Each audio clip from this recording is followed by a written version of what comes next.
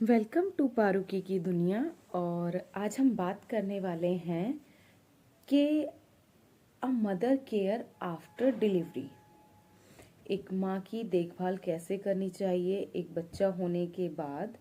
तो आज हम इसके बारे में बात करने वाले हैं।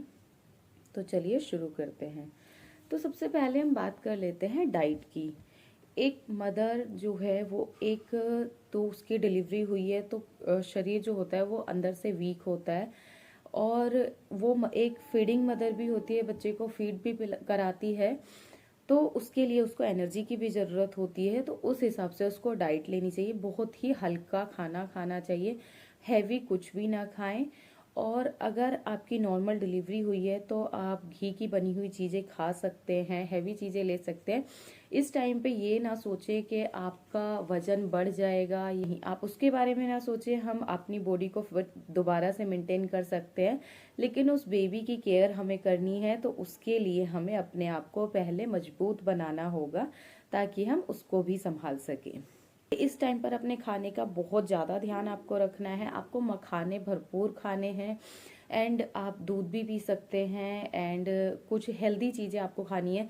एक जो मदर होती है, एक ब्रेस्ट फीडिंग मदर या एक जो न्यू मदर होती है, उसकी थाली में हाफ थाली फ्रूट एंड हाफ थाली रोटी, मतलब एक अनाज का बना हुई कोई भी चीज़ हो सकती है, एंड हाफ थाली उसमें फ्रूट होनी चाहिए। तो उसको एक अच्छी डाइट दे, और ये जिम्मेदारी उसकी फैमिली की होती है कि एक जो न्यू मदर होती है उसको नहीं पता होता है कि उस टाइम पे क्या खाना है क्या नहीं खाना है। तो इन सारी चीज़ों की जिम्मेदारी फैमिली की होती है कि वो उनको अच्छी चीज़ें खिलाएं, हेल्दी चीज़ें खिलाएं और उनको सपोर्ट करें।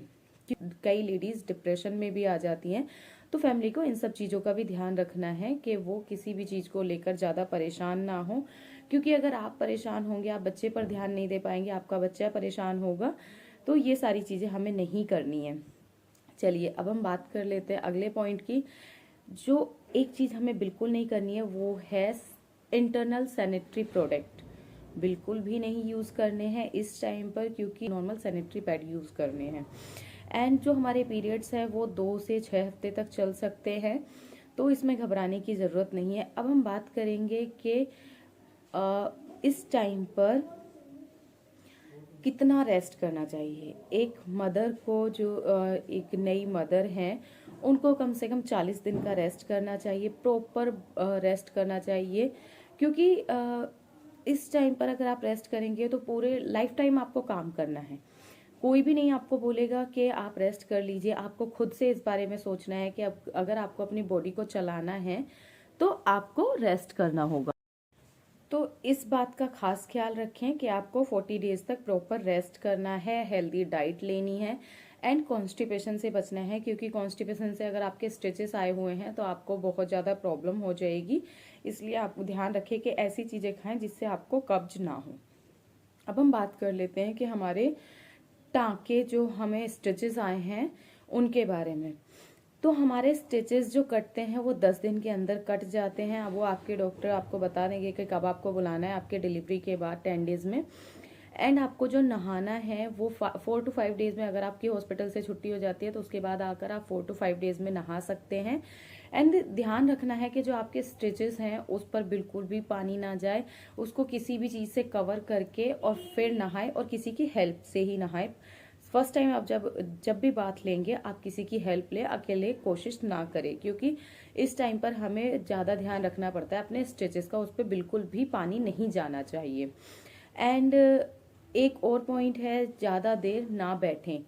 जब भी हमारी डिलीवरी होती है हमारे स्टिचेस आते हैं, जैसे कि मैंने आपको बताया था, तो हमारे लोअर जो बेली है उस पर प्रेशर पड़ता है। अगर हम झुककर बैठते हैं या हम इस तरीके से भी बैठेंगे तो फीड कराते हैं आप, तो उस टाइम पर भी आपके स्टिचेस पर प्रेशर आता है। कोशिश करें इस तरीके से आप बैठें, टेक लगाकर, पीछे किसी भी चीज़ की आप सपोर्ट ले सकते हैं। एंड अगर आप फीड कराते हैं बच्चे को, इस तरीके से फीड कराएंगे जिससे आपके स्टिचेस पर कोई भी प्रेशर ना आए। बहुत ज़्यादा देर तक ना बैठे, कोशिश करें कि चलते फिरते रहें, और बहुत ज़्यादा देर तक खड़े भी नहीं होना है, बहुत ज़्यादा वॉक नहीं करनी है। एक्सरसाइज बिल्कुल भी करने की कोशिश ना करें। 40 डेज के बाद ही आप कोई भी वर्कआउट है, कुछ भी है, आप कर सकते हैं। 40 डेज से पहले ट्राई ना करें। कॉन्फिडेंट रहें, बिकॉज आप एक नई मदर हैं, आप एक बच्चे को इस दुनिया में लेकर आई हैं।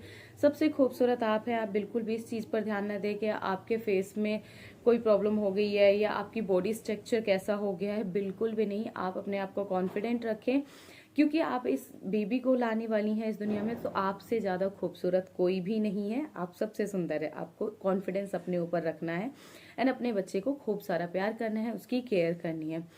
तो और नॉर्मल डिलीवरी के बाद क्या क्या डाइट होनी चाहिए, सिजेरियन के बाद आपकी क्या डाइट होगी, वो मैं आपको बताऊंगी अगली वीडियो में। So thank you so much. Thank you from Paruki की दुनिया।